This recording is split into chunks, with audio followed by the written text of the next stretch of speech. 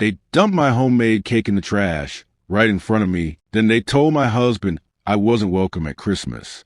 So I gave him the pettiest, most delicious revenge gifts I could find and destroyed my marriage in the process. If you ever felt like an outsider in your own family or been disrespected just for trying to be kind, then you're going to love this story. Hit that like button, subscribe, and get ready for one of the most satisfying holiday-fueled revenge stories you'll hear this year. Let's rewind to 2018. That was the year I, a 31-year-old woman, married my now soon-to-be ex-husband. I remember standing at the altar, heart full of hope, believing love could conquer anything. What I didn't know was that I wasn't just marrying a man. I was marrying into a snake pit of judgment and manipulation. His family never liked me, not from the beginning. They never yelled. No open insults. Just passive-aggressive smiles, icy silences, and looks that told me I wasn't good enough. But my husband, let's call him Ben, kept insisting they'd come around. They're just protective, he'd say. They'll warm up to you. Give them time. So I gave them time. And cake. Yes, literal cake. One evening, early in our marriage, I baked a beautiful homemade cake and brought it to one of their family dinners. I wanted to show appreciation and kindness. That's how I was raised, to be a gracious guest. I handed the cake to his mother, smiling. She looked me dead in the eye, turned, walked to the garbage bin, and dumped the whole thing in the trash. Then, with a smug little grin, handed me the plate back. I stood there, speechless. When I told Ben, he confronted her. But suddenly, cue the crocodile tears. She claimed it was an accident, said I let go too quickly, and it fell to the floor. My sister-in-law even chimed in, backing up the lie. Gaslighting 101. Still, I stayed. Because love, right? They whispered behind my back that I was a gold digger. Why? Because Ben ran his own business. Even though I had my own career, even though I never asked for a dime, they made him get a prenup. I didn't argue. I thought agreeing might win me a sliver of respect, but their opinion of me never changed. And life had other plans. When COVID hit, Ben's business crashed hard. We drained his savings. Then mine. I refused to take on debt to keep a failing company alive. So eventually, he shut it down. By 2022, he was depressed, hopeless, and jobless. I tried to be supportive. He said he needed to be closer to family for emotional support. I hated the idea, but I said yes. We moved back to his hometown. That's when things got worse.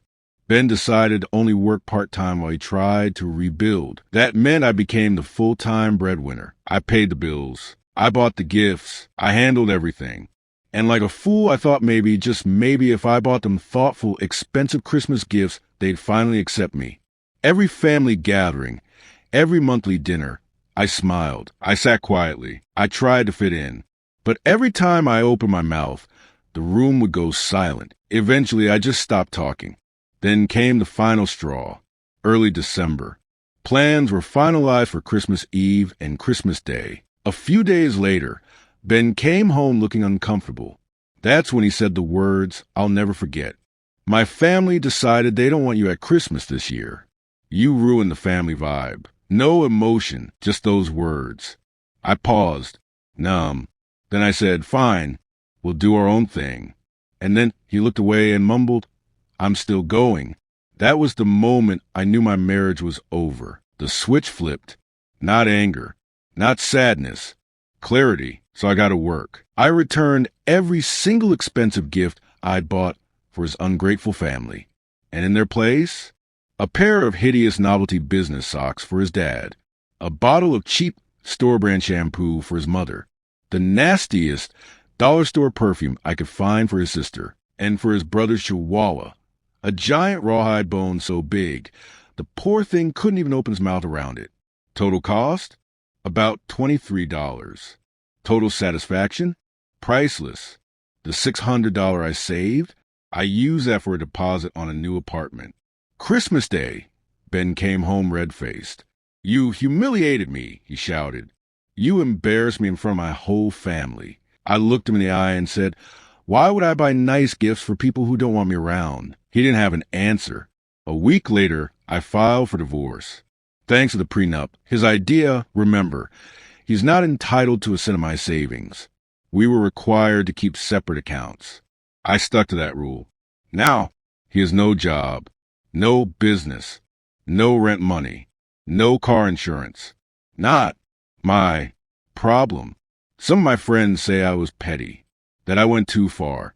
Maybe I did, but others, they call it the most festive revenge they've ever seen.